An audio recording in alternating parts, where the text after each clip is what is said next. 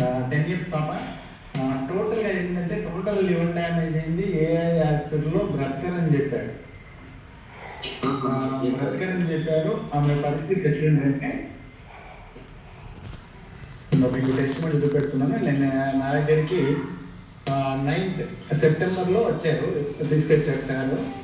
వచ్చేసి ఆమెకు platelet count వచ్చేసి 501 అంటే ఎక్కువైపోయింది. టెస్టోస్టెరాన్ వచ్చేసి లెస్ 2.5.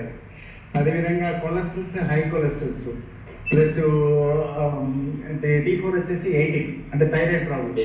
అదేవిధంగా విటమిన్ డి డిఫిషియన్సీ, అదేవిధంగా లివర్ ప్రాబ్లం కదా, ఆమెకి లివర్ జాండీస్ వచ్చేసి ఇక బ్రతకదని చెప్పారు.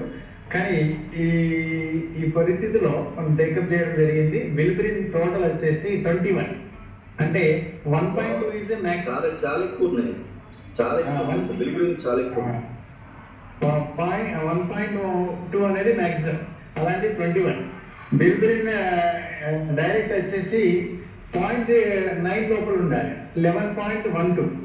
అదేవిధంగా విల్బ్రిన్ ఇండైరెక్ట్ వచ్చేసి 0.3 వరకు ఉండాలి, అలాంటిది 9.988. అదేవిధంగా జీజీటీ వచ్చేసి 50 లోపల ఉండాలి, అలాంటి 69. హెచ్జిటి వచ్చేసి 35 to 45 లోపల ఉండాలి, అలాంటిది 421. హెచ్జిపిటి వచ్చేసి అది కూడా 45 లోపల ఉండాలి, 616. ఇలాంటి కండిషన్లో ఆమె 10 years పాప నా దగ్గరికి వచ్చినప్పుడు సాయిరెడ్డిని అన్నారు, నాకు మళ్ళీ ఇంజక్షన్ ఇప్పిస్తారా? భయపడిపోతుంది, ఎందుకంటే హాస్పిటల్ తిరిగి తిరిగి చావు ముఖంలో ఉండేది. అలాంటిది మన సప్లిమెంట్స్ కూడా ఇలా ఇచ్చాను. సాటర్డే సండే ఒక రకంగా, మండే టు ఫ్రైడే ఒక రకంగా ఇచ్చాను. ఈ విధంగా ఇచ్చేస్తే విత్ ఇన్ 10 to 15 days లో ఆ అమ్మాయి పొజిషన్ ఇది. విత్ ఇన్ 15 days లో.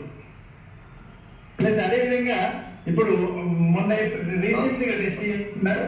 రీసెంట్గా టెస్ట్ చేయించుకుంటే ఆ అమ్మాయి టోటల్ నార్మల్ వచ్చింది.